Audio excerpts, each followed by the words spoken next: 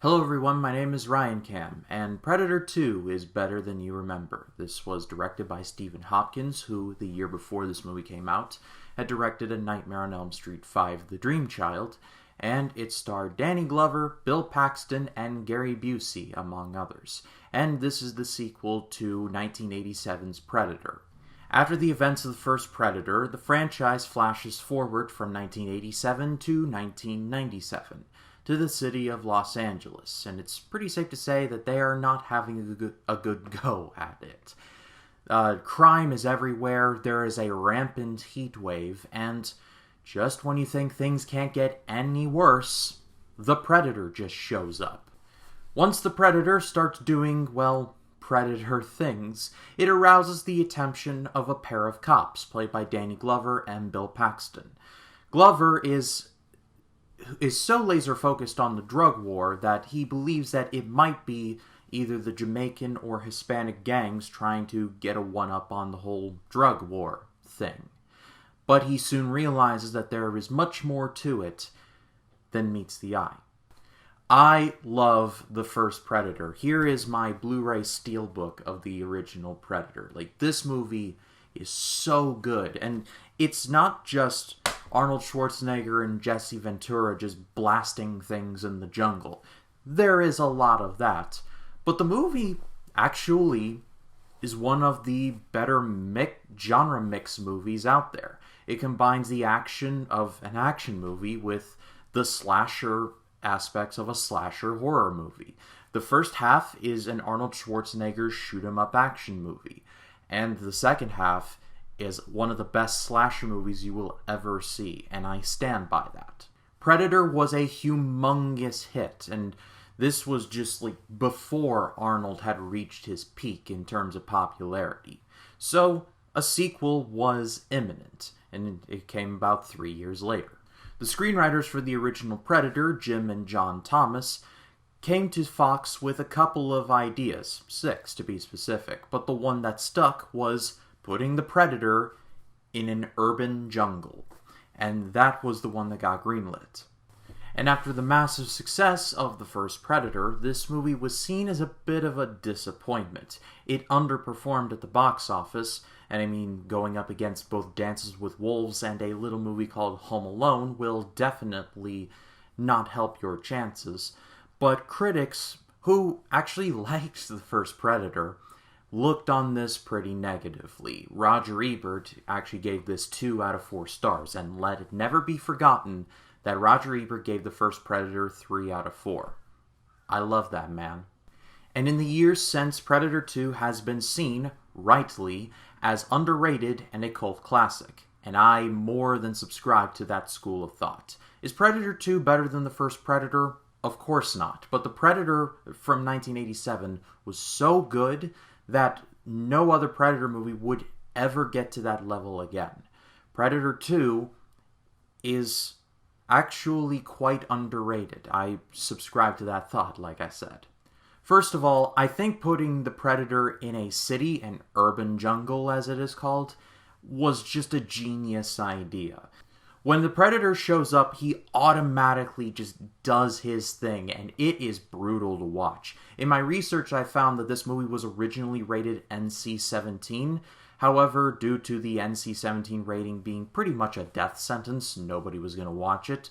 There were several cuts made to get it down to at least an R. But even at an R, this movie is violent. There is a scene where the Predator decapitates the leader of the Jamaican gang, and you actually see his head, the Predator's head, in his hand. Take it back to his ship, and then the next thing you see of this guy's head is just his skull, and you see the Predator just stick the skull on this little spike-looking apparatus. One thing that I did appreciate about this movie is that they showed that the Predator is not just some mindless slasher running around just hacking at everything that moves. The Predator has a way of life. Hunting is the thing that they do. It is sacred to them. It's violent to us, and it is violent just in general, but to them it is as natural as breathing. I like the gravity that they gave to this, and it's not just evil for the sake of evil. It's evil to us, but to the Predator race, it's just commonplace. And just like the original Predator, the Predator effects were brought about by Stan Winston. May he rest in peace. One of the great VFX legends of all time. He did the VFX work on a little movie you may have heard of called Jurassic Park, and that's just like the tip of the iceberg of the stuff that he was able to do.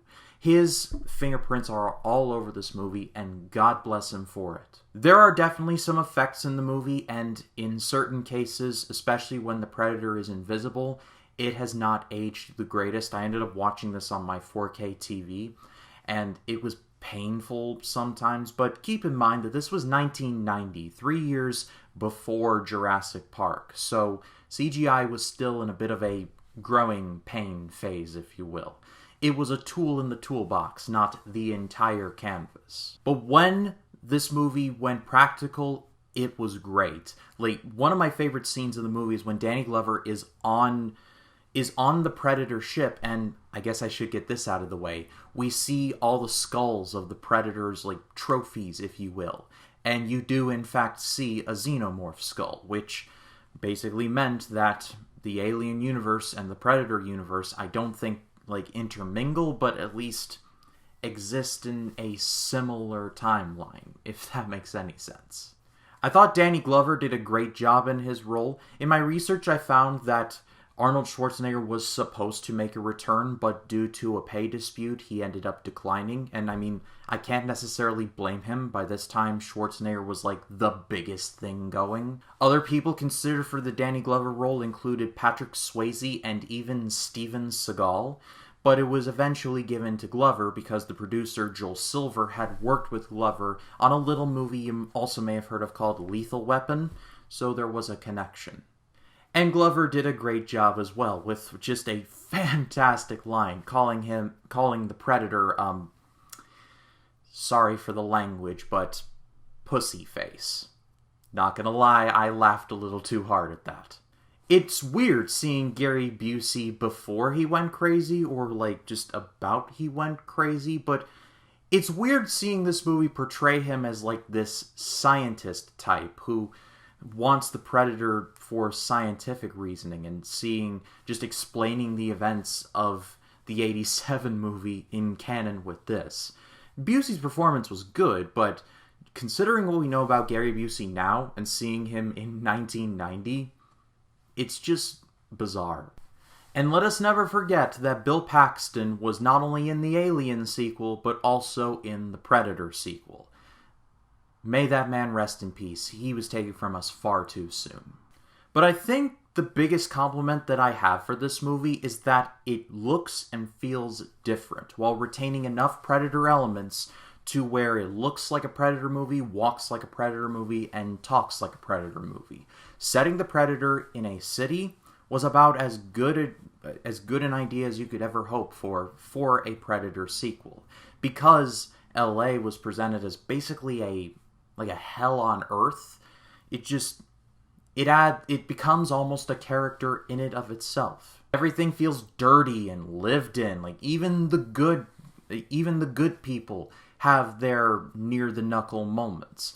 Like even the news people are pretty seedy. Like shout out to Morton Downey Jr., who I only know as basically a year before this being sprayed in the face with a fire extinguisher by Rowdy Roddy Piper at WrestleMania 5. Something that I've seen in the other Predator sequels, Predators, which I have not seen in a while, and The Predator, which was terrible, is that they tried to knowingly recapture some element of the original, whether it's setting predators in a jungle or the Predator as having a squad of army guys doing very cringy jokes. Remember when Keegan-Michael Key said, "Your mom is rated E for everyone"? I think I'm overdosing on unfunny.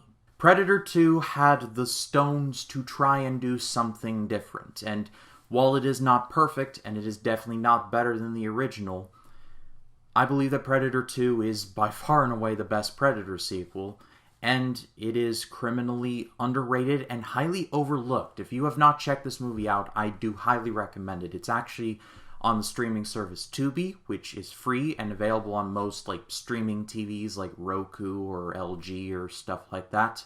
So if you haven't checked it out, I highly suggest it. But have you seen Predator 2? Leave your thoughts in the comments. I'd love to read what you have to say. And also, what's your favorite line from Predator 2? The pussy face one is definitely up there, but I think my favorite little moment is when Danny Glover goes to say, "You are one ugly mother," and then the Predator just reaches up and and grabs a chokehold on him. That was great stuff. But leave your favorite line in the comments. I'd love to read them.